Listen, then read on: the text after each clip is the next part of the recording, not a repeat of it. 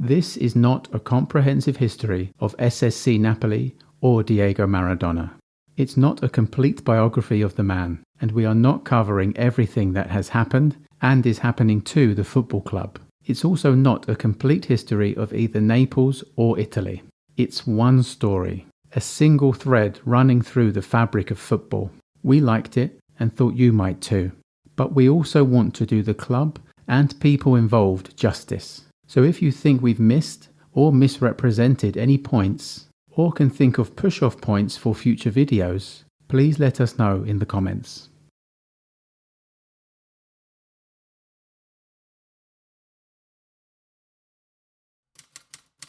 In 1928, Borocotto, the editor of the sports journal El Gráfico, penned his description of the Argentine footballing spirit. It was manifested in the form of a pibe, or kid. Borocotto's words were part of an ongoing debate in a booming immigrant nation searching for a sense of identity. Football was a core aspect of Argentine society, giving it huge cultural and political significance. But this was not the British game. The potreros, crowded pockets of empty land in the slums that hosted unruly kickabouts with no referee, were a world away from green fields, schoolboys, and rule-loving teachers with whistles. So, what did the nation's footballing spirit, this Pibe, look like? Borocotto imagined that if a statue was erected to represent the soul of the game in Argentina, it would have a dirty face, a mane of hair rebelling against the comb, with intelligent, roving trickster and persuasive eyes, and a sparkling gaze that seemed to hint at a picaresque laugh that does not quite manage to form on his mouth, full of small teeth that might be worn down through eating yesterday's bread. His trousers are a few roughly sewn patches. His vest with Argentinian stripes, with a very low neck, and with many holes eaten out by the invisible mice of use. His knees covered with the scabs of wounds disinfected by fate. Barefoot, or with shoes whose holes in the toes suggest they have been made through too much shooting. His stance must be characteristic. It must seem as if he is dribbling with a rag ball.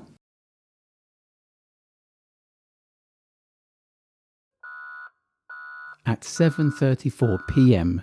on the 23rd of November 1980, Italy's worst earthquake in 65 years rocked the Campania region. The Irpinia Earthquake delivered 3 main shocks in 80 seconds, each with a different epicenter. The largest had a magnitude of 6.9 and was centered on the village of Castelnuovo di Conza, under 80 miles or 130 kilometers east of Napoli. 90 aftershocks followed. The damage extended over an area of more than 26,000 square kilometers, and it was catastrophic. Up to 34 towns and villages were either entirely destroyed or left hanging by a thread. Final death counts vary between sources, but in a New York Times article from the 29th of November 1981, it is listed as 2,735 people lost.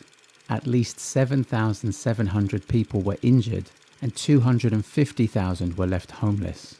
Towns in the province of Avellino were hit the hardest, but dozens of structures in Naples were damaged and destroyed too, including the collapse of a 10-story apartment building. In the wake of the disaster, around 55 billion lira of aid poured into the region to assist with recovery and rebuilding. But the victims of the earthquake only saw a fraction of this money. The majority of it was siphoned off by local politicians, building contractors, and the Camorra. Let's play it safe and give the following Wikipedia definition. The Camorra is an Italian mafia-type criminal organization and criminal society originating in the region of Campania. It is one of the oldest and largest criminal organizations in Italy, dating to the 17th century. Against the aforementioned backdrop of misery, devastation, profound financial and political instability, and the flow of rebuilding funds, bribes and exorbitant contracts flew around. A new social class of millionaires flourished. As Peter Popham wrote in The Independent, The net result was that many of the truly needy remained uncompensated. The pushy and unscrupulous grew fat, and the Camorra made hay. But the Camorra were caught in a civil war of sorts too. The organization operated on a horizontal rather than hierarchical structure. This meant that the clans within it had a certain amount of autonomy. In the late 1970s, Raffaele Cutolo established the NCO, New Organized Camorra, to renew the older approach of the rural Camorra. But Cutolo created a structured, hierarchical system which did not go down well with other families. The most powerful Camorra clans of the time founded the Nuovo Familia, New Family, to oppose the NCO. A bloody war broke out between the two groups, and post-earthquake Naples was their battlefield. Several hundred people died in this conflict, including photojournalists covering the situation for the press. The number of deaths peaked in 1981 and 1982. Coincidentally, these were the years when most of the contracts for reconstruction projects were being assigned. Murder and terror became so familiar that some people placed grisly bets, such as whether there would be more murders than days in the coming year. At the time, gambling was illegal, so the Camorra even controlled that. The declining economy, also significantly damaged after the earthquake, only strengthened the dark whirlpool of criminality and corruption consuming the region. Many men lost jobs and businesses and fell into destitution. For some, there was no choice but to join the Camorra clans to make a living. A climate of fear ruled Naples. The streets were lawless and dangerous. In the early 1980s, Naples was on its knees.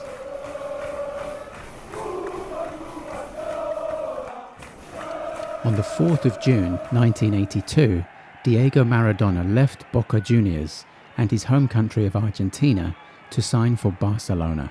The transfer fee of £5 million, $7.6 million, made him the most expensive player in the world. But the Catalan giants had to be patient to land El Pibe de Oro, the golden boy. Nicolau Casals was born in Argentina and lived there until the age of 5 before moving to Spain with his Spanish parents. He became the Barcelona vice president in 1978. His first official trip was to the country of his birth, as they were hosting the World Cup that year. It was here that he met Maradona, and the two struck up a friendship.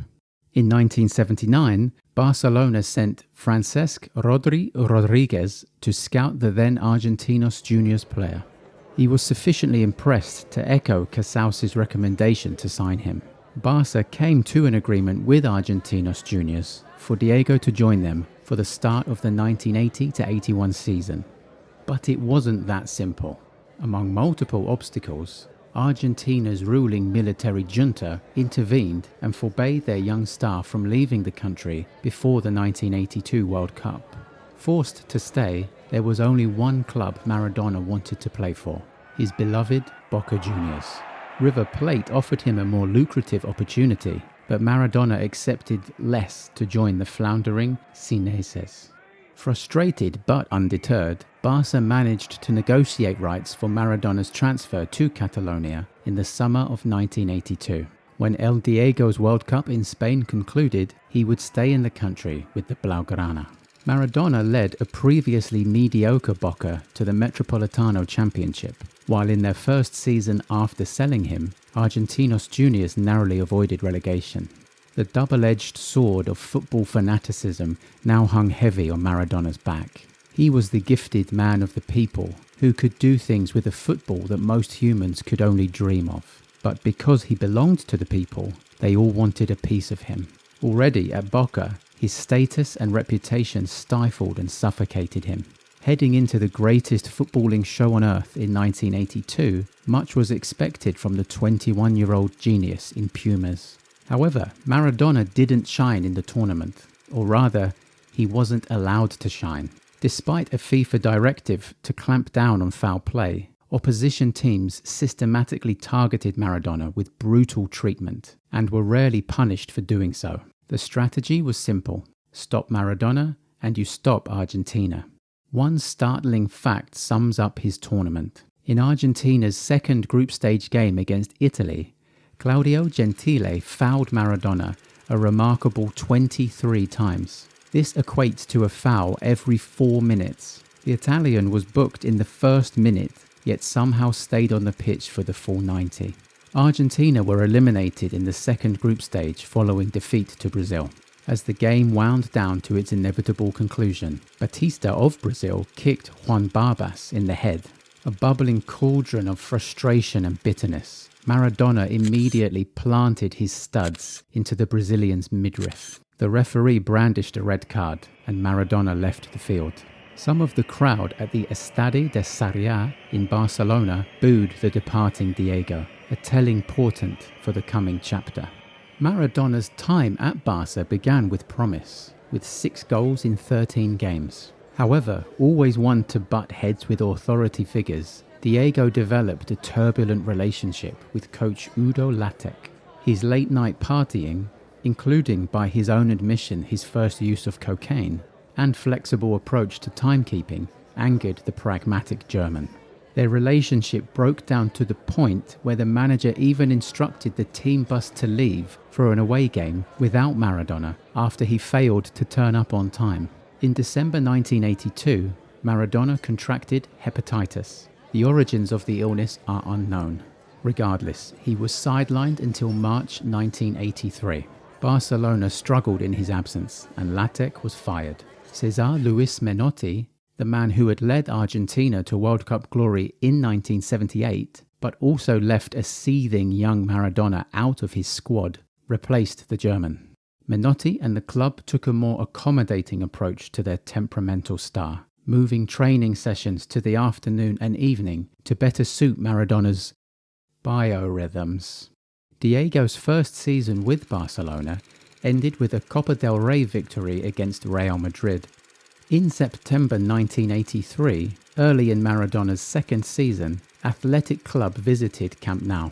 The club from Bilbao were defending champions, so Barcelona wanted to make a statement for the season ahead. Bernd Schuster, the German midfielder, was also looking to make a statement of his own. With Barcelona cruising to a comfortable victory, Schuster turned his attention to Andoni Goicoechea, the defender who had torn his acute cruciate ligament with a horror tackle 2 seasons previously. Schuster launched into his cathartic challenge, meting out revenge. Unfortunately for the German, it wasn't enough to force Goicoechea off the field. Apoplectic, he soon threw himself into a horrific studs-up tackle on Maradona. The force of the contact on Diego's standing leg snapped the lateral malleolus, the bone on the outside of the ankle joint. The ankle ligaments ruptured too. Another long spell on the sidelines beckoned. Remarkably, Maradona returned in January 1984, but he couldn't inspire a run to the championship, despite coming painfully close. However, Barcelona booked another return to the Copa del Rey final. Their opponents? Athletic Club. The fixture was a powder keg long before the two teams arrived in Madrid. First, relations between them were already hostile following recent feisty affairs, including Goicoechea's ankle-breaking challenge earlier in the season. Then there was the fact that Maradona probably should have been suspended for the final. A late-season red card should have resulted in a 2-game ban. Athletic Club boss Javier Clemente, a combustible, abrasive character in his own right, protested vociferously when he was only issued with a suspension for 1. Menotti stoked the flames further, saying his side was more than ready to meet violence with violence. Maradona and Clemente then exchanged barbs for good measure. On the 5th of March, 100,000 people entered the Bernabeu, anticipating a fractious spectacle. Athletic would complete the league and cup double with victory. Retaining the Copa del Rey was Barcelona's last hope of salvaging something from a disappointing campaign. Before kick-off, a minute's silence took place to honour some Barcelona fans killed in a road accident. The outnumbered Athletic fans chanted, "Que se jodan," fuck them. Unsurprisingly, with King Juan Carlos in attendance, the national anthem was booed by both the Catalan and Basque fans. When the game started, Maradona was on the end of a string of hard, often reckless tackles, ratcheting up the tensions further still. Some athletic club fans targeted Maradona with racist insults about his father's Native American ancestry. According to some reports, athletic players did the same. When Miguel Sola provoked Maradona at the full-time whistle, after Barcelona had lost the spiky game 1-0, he finally snapped.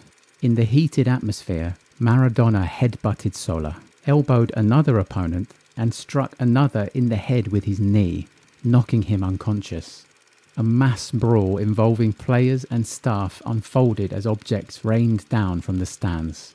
The sorry spectacle played out in front of the 100,000 spectators in the stadium and more than half of the country watching on TV. Disillusioned with life in Spain, and after frequent run-ins with the board, Maradona asked to leave Barcelona. Barcelona was an institution in flux during Maradona's time there. They were unstable and chasing success. The 1980s saw them win La Liga only once. Maradona was young and away from Argentina for the first time. He accumulated an unsavory entourage, and an unfavourable image soon followed, whether it was accurate or not. Barcelona had expected El Pibe de Oro to spearhead a golden age, but in their eyes, he had not rewarded their faith, effort, and investment. Perhaps the reality of the full Maradona package wasn't to the tastes of the bourgeoisie, the bourgeois merchant class from which Barca draws its ruling caste. They decided to cut ties with Maradona. This was not unconditional love. What came next suggests they should have given that a go.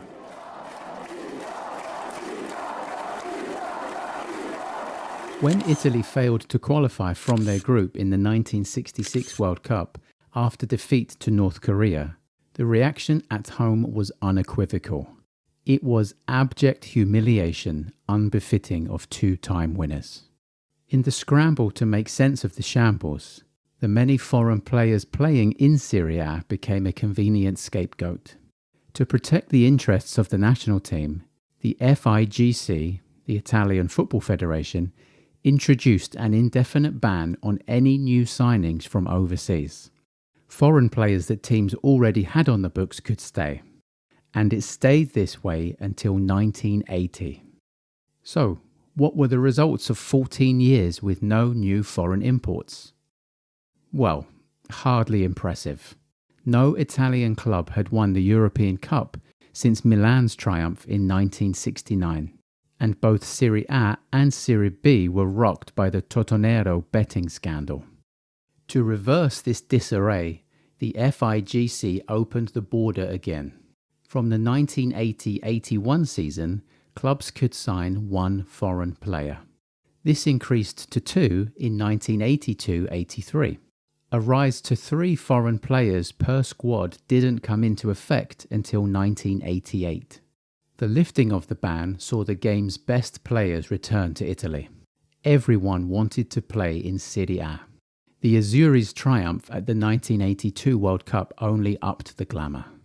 The league was soon the world's strongest again. But the limit on overseas players each team could have in their squad resulted in a healthy spread of exceptional players around the country, from the powerhouses to the provinces. Before the 1984-85 season, Serie A looked like this. Juventus could call on Michel Platini and Zipi Boniek, as well as World Cup heroes Paolo Rossi, Gaetano Scirea and Marco Tardelli. Roma's ranks included Falcao, Giuseppe Giannini and Bruno Conti, Liam Brady, Karl-Heinz Rummenigge and Alessandro Altobelli all plied their trade at Inter. In Florence, Fiorentina had secured the services of Socrates and Daniel Passarella. Pre-Berlusconi Milan had Ray Wilkins and Mark Haitley, but were lurching from one crisis to another.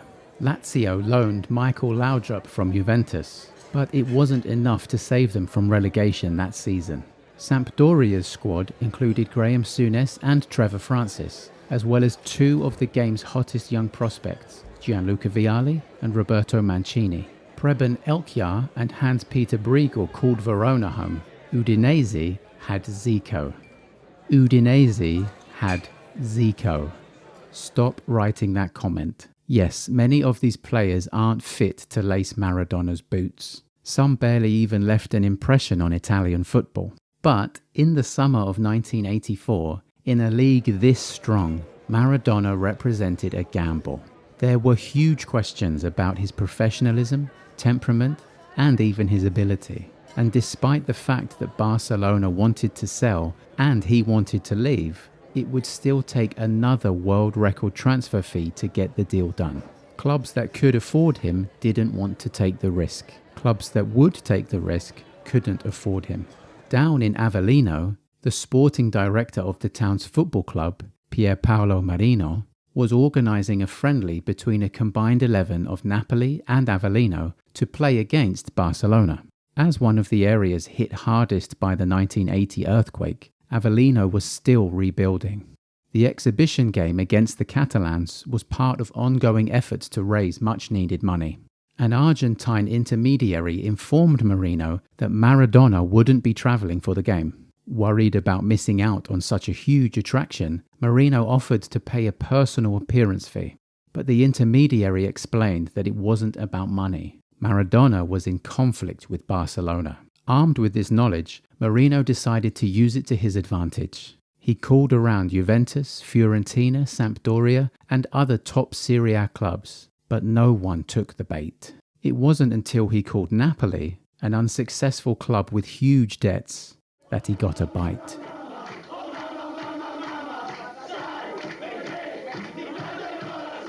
Diego Armando Maradona was born on the 30th of October 1960 in Buenos Aires. His father, Diego Chitoro Maradona, was of Guarani, indigenous, and Basque descent. His mother, Dalma Salvadora Franco, Dona Tota, was of Italian and Croatian heritage. At the time of his birth, Maradona had 4 elder sisters, and 2 younger brothers followed him. The 7 members of the Maradona family lived in a shack in Via Fiorito, a shanty town on Buenos Aires' southern outskirts. Their family home consisted of wood and sheets of scrap metal. The interior divided into 3 rooms, a kitchen and 2 bedrooms, one for the parents and the other shared by the 7 siblings. Via Fiorito was a place of absolute poverty. There were the most primitive toilet and sewage facilities, no paved roads, and many people didn't have access to electricity or drinking water. Crime, violence, and drug and alcohol abuse were part of life. Diego even took to sleeping with his first football, a gift on his 3rd birthday, under his shirt for fear of someone stealing it. During prolonged spells without rain, Via Fiorito became a dust bowl, and when the heavens did open, it transformed into a mud bath. A young Maradona used to carry oil drums to and from the communal tap. On the trip back home, he had to contend with the weight of 20 litres of water. As Paul McParlin writes in the Diego edition of These Football Times, in the 1960s, Via Fiorito was a place where you had to stand up for yourself. The culture of viveza criolla, surviving by living on your wits, was inculcated from birth. This sense of cunning was prized as the virtue that allowed the impoverished to eke out some form of existence, bending the rules to gain an advantage. Diego Sr. was a manual worker in a chemicals factory and struggled to maintain his household on a low income. He would wake up at 4 every morning and return home exhausted. Diego's mother would often lie to her children to ensure they ate enough food. In his autobiography, Maradona wrote, "Every time the food would come out, she would say, 'My stomach hurts.' What a lie. It was because there was not enough to go around." Inevitably, this miserable, deprived background left its mark on Maradona. As much as this start to life made it impossible for him to handle the trappings of fame and fortune, ultimately leading to substance abuse and later health issues, it also inspired his sporting philosophy. I want to be the idol of the urchins, the downtrodden, and speak up for them. For Maradona and his family, not to mention all the children in the barrio, football was a means to escape this woeful reality. He made his debut for Argentinos Juniors at the age of 15. His talent took his family out of Via Fiorito. From this point, he shouldered the responsibility of ensuring they never went back. In the vibrant, intense, one-club city of Naples, football was also a means of escaping a reality of poverty and persecution, albeit without much success. As the largest and most populous city in southern Italy, Naples is a symbol of the region. Because of this, it has become something of a lightning rod when it comes to Italy's Southern Question. The Southern Question is a sprawling topic in itself. If you want us to cover this in another video, let us know in the comments. But, in short, it addresses the uneasy coexistence of the industrialized, affluent and developed north and the poor, underdeveloped and backwards south. Not our words. Many in the north claim that the south holds them back. People from the south say it's impossible to thrive when under the heel of the north. The result? Demeaning stereotypes, prejudice, dehumanization and racism. Naples was and still is looked down upon. In addition to its poverty, it has a reputation for criminality, from petty theft to organized crime. In the summer of 1984, Napoli was a poor club in a poor city in a poor region. So, when this dented genius came onto the market, a superstar whose journey from the slums to the stars had veered off course, they were desperate to sign him. Like the city that would become his home, Maradona was strong in the face of adversity. He stood up against those who tried to undermine him. This was a man who thrived when he had a cause to fight for. Naples, the most South American of European cities, was ready to love Diego for who he was, a street urchin, because they were urchins too. All they needed was an idol. As the unfathomable transfer became a reality, Diego's task became clear.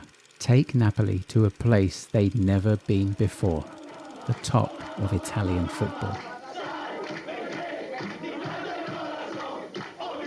Today's Napoli traces its lineage back to Naples Football and Croquet Club, which was founded in 1904 by English sailor William Potts. At this time, southern Italy did not have an organised league competition, so fixtures were limited to friendly matches played against teams of visiting sailors and an annual tournament privately organised by philanthropist and tea magnate Sir Thomas Lipton. Yes, he of Lipton tea fame. An 11-year split saw the breaking away of the club's international players to form Internazionale Napoli, though by 1922, financial pressures had forced the teams to merge again, this time under the name of Football Club Internazionale Naples, or in shortened form, FBC Internaples. During this period, they were overtaken by fellow Campanian team Savoia as the dominant club of the south. But a fortunately timed resurgence in the 1925-26 season granted Internaples access to Italy's first ever national league in the following year. Prior to 1926, Italian football had consisted of two series of regional leagues divided between North and South. But Mussolini's fascist regime restructured this system to promote a stronger, unified Italian identity. The result was the Divisione Nazionale, a precursor to Serie A. During this period, Internaples also changed their name to Associazione Calcio Napoli, when their new president, Giorgio Ascarelli, wanted to Italianize the name, possibly under pressure from Mussolini's new government. AC Napoli were immediately enrolled into the newly formed nationwide championship. In short, though, the Divisione Nazionale essentially involved Napoli, Lazio, and the newly formed AS Roma, the result of a merger between three previous clubs from Rome, Roman, Alba Audace, and Fortitudo, being incorporated into the previous Northern League. Napoli suffered a disastrous first season, gaining only a single point. But this campaign was the catalyst of a legend. The story has it that, after yet another heavy defeat, a disgruntled supporter slumped onto a bar in the Via Santa Brigida and declared, "A prancing horse, more like the donkey of Ficella."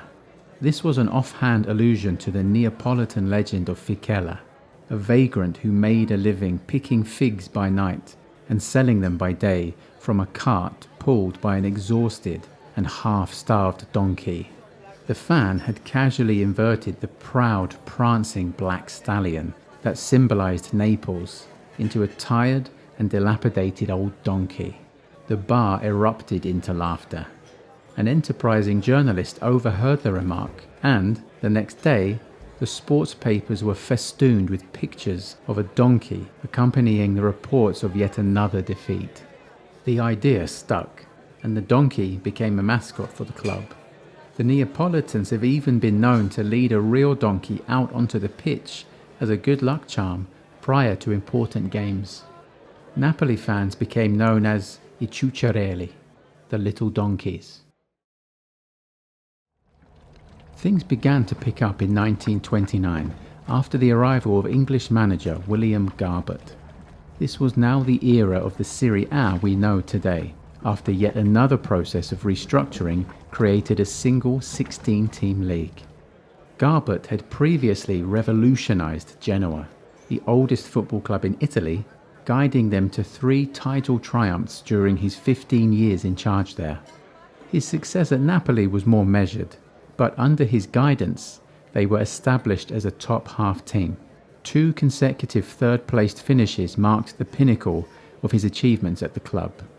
This was also the period of Paraguayan striker Attila Salustro, who played for the team without a salary because of his wealthy background, though the club did buy him a luxury car.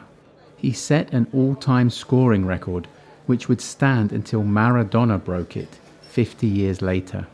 The 100-goal mark was also broken during this period by Antonio Wojak, who played under the Italianized name Voliani because of the contemporary fascist regime's anti-Slav laws.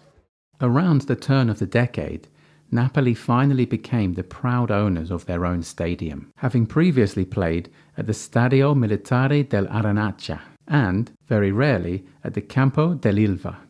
Then Napoli president Giorgio Ascarelli commissioned architect Amedeo D'Albera to build the new Stadio Vesuvio in the Rione Luzzati area of the city. Ascarelli was a wealthy textile industrialist whose father had been deputy mayor of the city. As a passionate lover of art, he was a leading protagonist in the Neapolitan Jewish Renaissance, which flourished in the city at this time. He was also passionate about football. It was Ascarelli who had persuaded the Italian football authorities to include Napoli in the new National League. Now he demanded of D'Albera a stadium worthy of this expanding club. D'Albera did not disappoint, producing a 20,000-seater wooden stadium with Mount Vesuvius as a backdrop, from which it took its initial name. On the 26th of February 1930, Napoli inaugurated their new home with a 4-1 demolition of Triestina. A new league, a new stadium, and a new start. Sadly, the newfound hope and optimism were not to last. Ascarelli's presidency came to an abrupt and tragic end. Just 2 weeks after opening the new ground, he suffered an attack of peritonitis and passed away. A shocked fan base demanded the stadium carry Ascarelli's name in his honor, and so the Stadio Vesuvio became the Stadio Giorgio Ascarelli. But within 4 years, the fascist authorities had decided that Naples' biggest sports facility could not be named after a Jew. The coming 1934 World Cup, to be held in Italy, gave them the opportunity to completely rebuild the stadium in concrete, double the capacity, and change its name. Thus, the Stadio Giorgio Ascarelli became the Stadio Partenopeo, an Olympian paean to Naples' founding as a Greek settlement 2,000 years before. By the eve of the Second World War, Napoli were once again in decline, scraping survival in the 1939-40 Serie A season on the now defunct tie-breaking measure of goal average.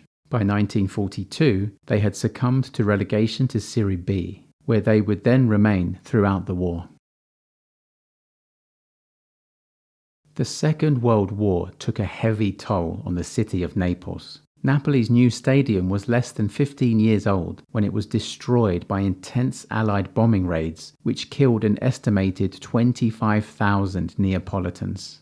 The ruins of the stadium were then used as a dumping ground for rubble from other damaged buildings in the area, and it gradually evolved into a slum occupied by the many people who had been left homeless by the same bombs. Ultimately deemed beyond repair, the city decided to demolish Ascarelli's stadium to clear the land for new housing. But his name lives on in the unofficially named Rione Ascarelli, built on the land where his stadium once stood.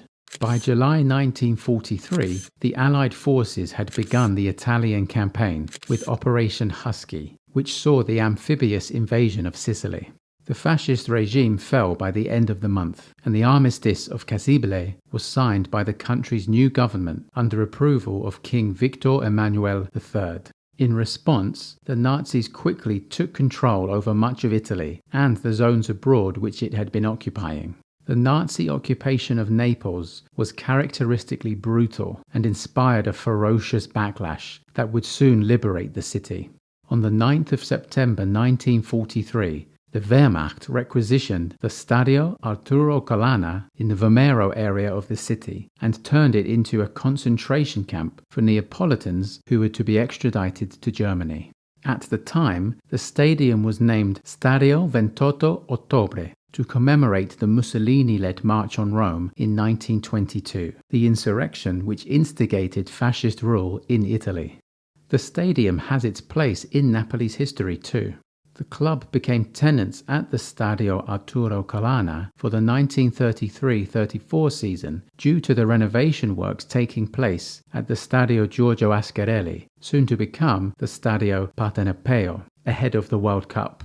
Napoli returned to their permanent home after the tournament, but were forced to relocate back to Vomero because of the wartime bombing damage. This move to the Stadio Arturo Colonna should have been a short-term solution, but the club remained there for 15 long years. They only moved out again to occupy the Stadio del Sole, the original name for their current stadium, in 1959. But back to wartime Vomero. During the Nazi occupation, the area became a hotbed of insurrection, centered around the students of the Liceo Sanazzaro, a high school perched at the edge of the district, overlooking the bay and the old town. Their professor, Antonio Tassia, would later proclaim himself the leader of the resistance, and the citizens of Vomero would be the first to snatch a cache of weapons from the occupiers in preparation for the revolt. Anger at deportations and summary executions of Neapolitans grew throughout September 1943. Then, on the 23rd of that month, the occupying forces called for all adult males between the ages of 18 and 33 to turn themselves in for compulsory labor service. 30,000 people were to be sent to concentration camps in Germany. With this declaration, the occupying army had made a huge error, forcing the Neapolitans to fight for their survival. The fuse had been lit. On the 27th of September, a rumor spread through the city of an imminent Allied landing. In Vomero, a German marshal was assassinated when a group of armed men stopped his car in the street. The whole city suddenly exploded into violence. 8,000 men who had been rounded up were liberated by the resistance fighters. They stormed barracks throughout the city, and by the evening, they had taken Castel Sant'Elmo under the leadership of guerrilla leader Enzo Stimolo. The occupiers barricaded themselves in the Vomero stadium. By the next day, that too had fallen to Stimolo's men. By the time the tanks of the Allied Fifth Army rolled into the city at 9:30 a.m. on the 1st of October, the Germans were gone. The exhausted Neapolitans had already liberated their city. The fighting is now remembered as the 4 Days of Naples. The Second World War had seen AC Napoli temporarily dissolved. Its stadium had been demolished, and large sections of the surrounding city lay in ruins. The club had split in two during the war years, but they were re-merged back into AC Napoli in 1946. The reunited club's return to the Vomero Stadium placed them at the heart of the city's recent revolt against their occupiers. The post-war period was mixed for the club.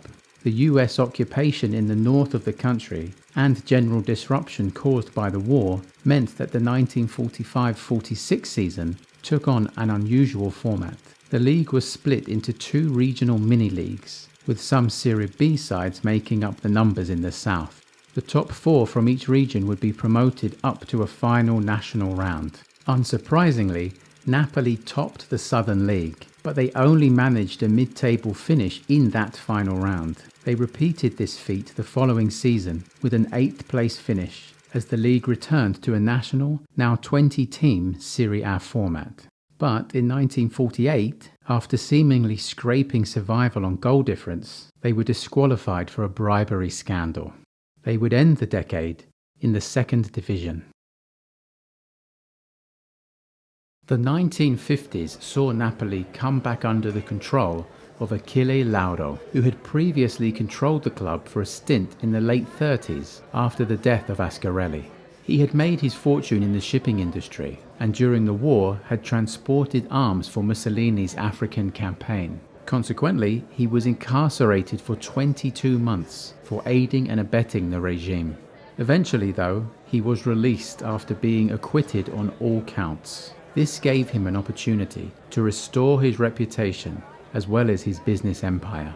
Lauro's entrepreneurial revival helped him to bankroll both a mayoral election campaign and his investment in the football club. There's little doubt that his restoration as Napoli chairman in 1952 boosted his run to becoming mayor of Naples. For Lauro, there was no separation between populism and football.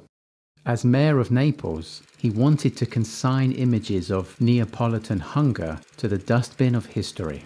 He ignored budgets, bureaucracy, and legal formalities, creating a generous social security program that provided jobs for the unemployed and erected homes for the homeless. 1950s Naples underwent a building boom, orchestrated by Lauro himself. Similarly, his politics and rhetoric ignored the conventions of the Republican elite. He identified himself with the monarchism of the Neapolitan people and directed his barbs at the center and the north, at the government in Rome and the economic elites of Milan and Turin. A people's champion and a Neapolitan icon, he was known colloquially as the King of Naples. Football became an essential part of his populist political brand. On one occasion, alluding to the legend of Fichella, he led a line of blue-clad donkeys through the historic center of the city. In 1952, he paid out a world record transfer fee of 105 million lire for Swedish striker Hasse Jeppsson. He even backed his supporters after a pitch invasion in the 1955 season in which the referee had been forced to flee into the changing rooms. A controversial penalty had given Bologna a last-minute equaliser after Napoli had earlier been cruising at 3-0 up. For Lauro, this was merely part of the battle between the north and the south, between us and them. Just as Lauro the politician had housed the homeless, Lauro the Napoli owner housed the football club. In 1959, after 11 years of construction, he inaugurated their new home. Designed in brutalist style by architect Carlo Cocchia and originally named Stadio del Sole, Stadium of the Sun, the then 87,000 capacity arena was officially opened on the 6th of December with a 2-1 victory over Juventus. Although the capacity has been reduced during renovations in subsequent years, today it remains Italy's 4th largest stadium. In 1963, it was renamed Stadio San Paolo. It would, much later, bear the name of Diego Maradona. Lauro's team, having returned to Serie A, were at this time relatively high-flying, securing consistent top 6 finishes between 1951 and 55. Despite this promising beginning to the decade, Lauro's Napoli eventually dropped off, and by the summer of 1961, they had once again been relegated to the second tier. And then, as if out of nowhere, after 58 fruitless years, Napoli finally claimed their first trophy.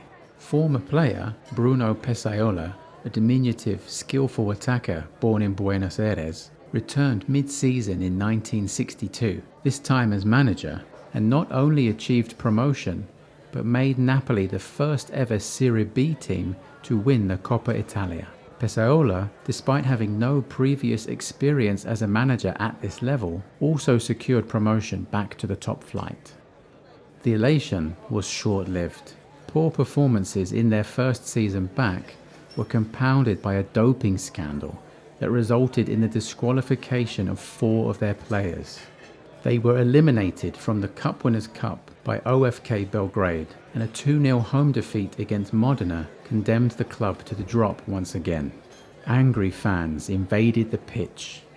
Pesaola was out. After 10 years in charge in one capacity or another, Achille Lauro also decided to step down, although he would continue to linger in the background, maintaining a substantial role in decision-making behind the scenes. He was made an honorary president by new chairman Roberto Fiore in 1964.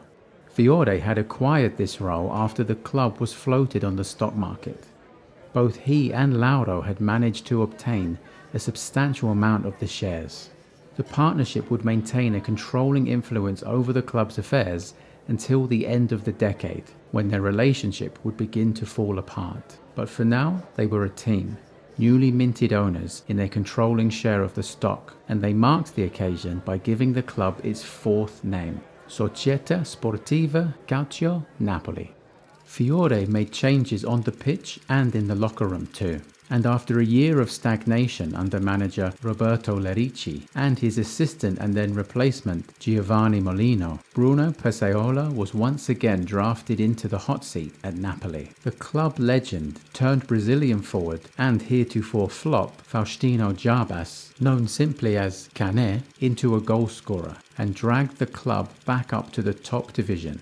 Upon promotion, he pulled off the signings of Argentine superstar Omar Sivori from Juventus and Brazilian striker José Altafini from Milan. Altafini's signing was especially pleasing, as it had been expected he would move to Turin to replace Sivori. Any opportunity to bloody the noses of the established northern powers was met with glee. Interestingly, both Sivori and Altafini were oriundi. Sivori was born in Argentina, while Altafini was Brazilian by birth, and both men played for their respective countries. However, after making big money moves to Italy, in Sivori's case, Juventus paid a world record transfer fee to River Plate. The Italian Football Federation capitalized on both players' Italian ancestry, allowing them to play for Italy in the 1962 World Cup in Chile.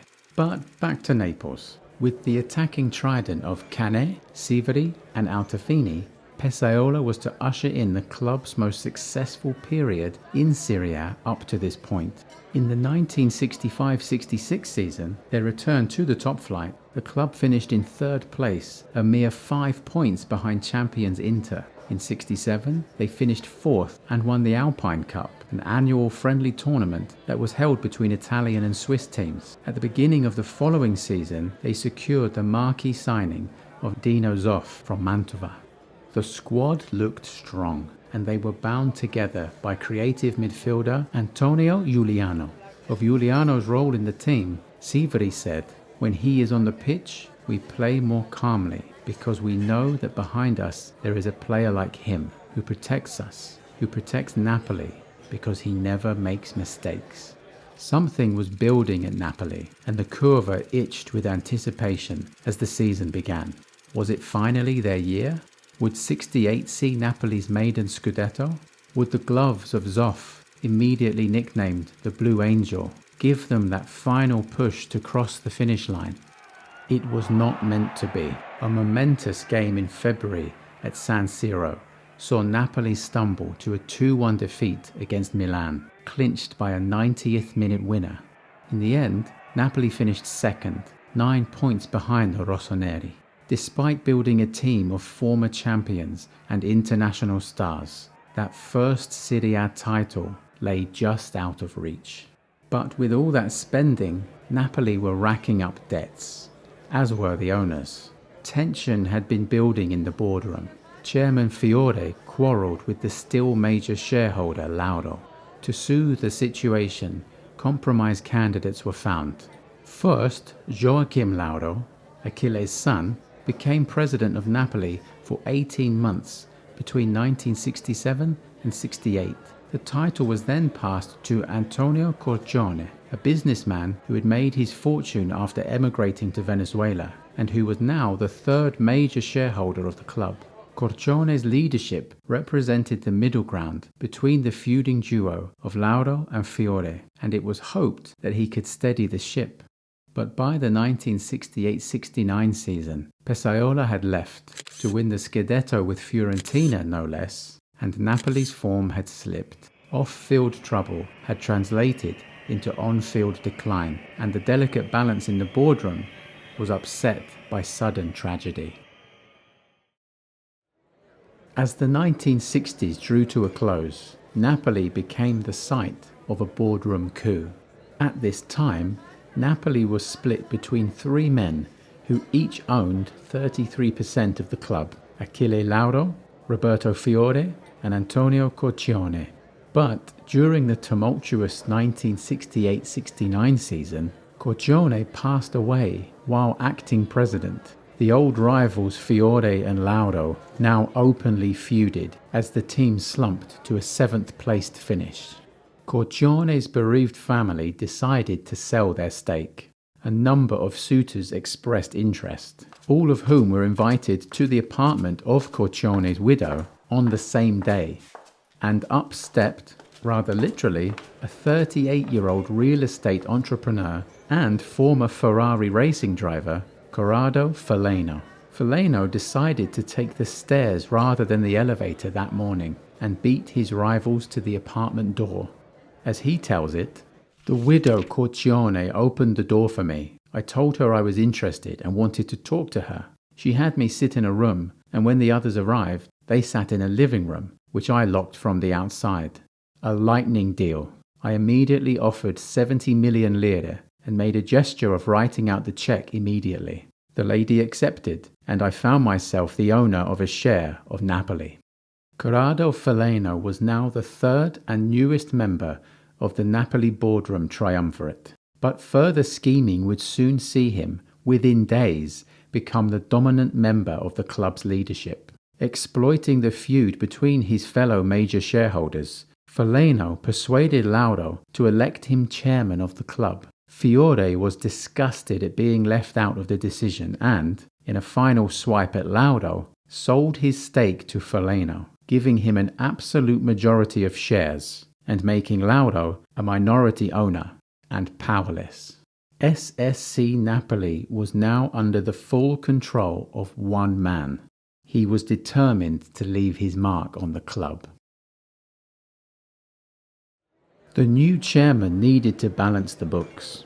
The team that had finished second in 1968 was stripped of its aging stars, allowing the new ownership to raise funds. Over the first few seasons, both Zoff and Altafini were sold to rivals Juventus, outraging the club's fan base. However, the funds raised allowed Napoli to rebuild. The club brought in new signings who merged with exciting young talent. But undoubtedly the greatest addition was the return of club legend, former striker Luis Vinicio, as manager.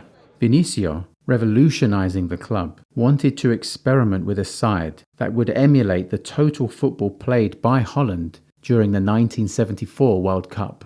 Partenope fans would remember this as the best football the club ever produced. Results improved too, with Vinicio delivering a third-placed finish behind Lazio and Juventus. The next year, Napoli made even greater strides and went into the back end of the season with a serious shot at the title. Their championship chase was decided in one crucial late-season game. In early April, they visited title rivals Juventus, with the Bianconeri just 2 points ahead. Antonio Giuliano cancelled out Franco Calcio's early opener, and the game was keenly balanced as full-time approached. Parola, the Juventus manager, gambled with a substitution. The aging José Altafini, decked out in the black and white stripes of his old team's hated rivals, stepped off the bench. In the 88th minute, a shot rebounded off Napoli's post.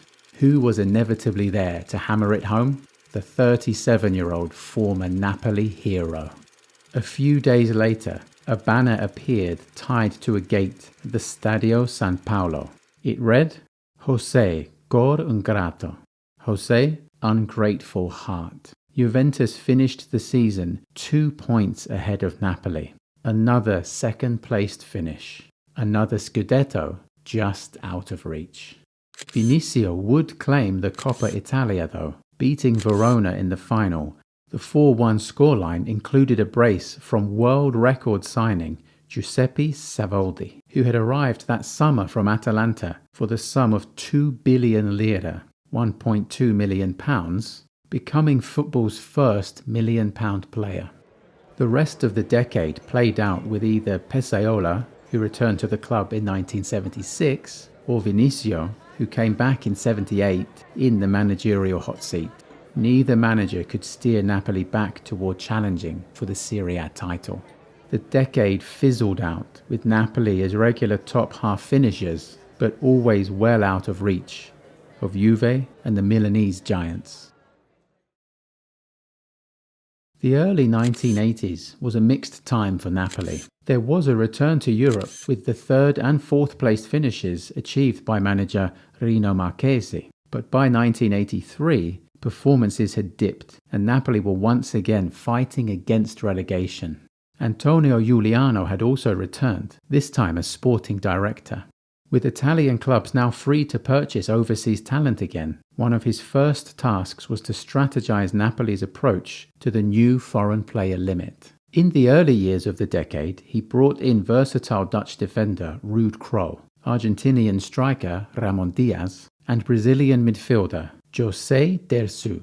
But as Napoli's results eventually dropped off, these players were sold, and 2 places for foreigners opened up again. The first was filled by former Argentine world champion Daniel Bertoni, a winger brought from Fiorentina. But it would be the arrival of his compatriot that would make the biggest splash in world football. In the summer of 1984, Napoli were preparing to play their part in the pre-season friendly with Barcelona. The stage was set for the famous Diego Armando Maradona to dazzle spectators in Campania.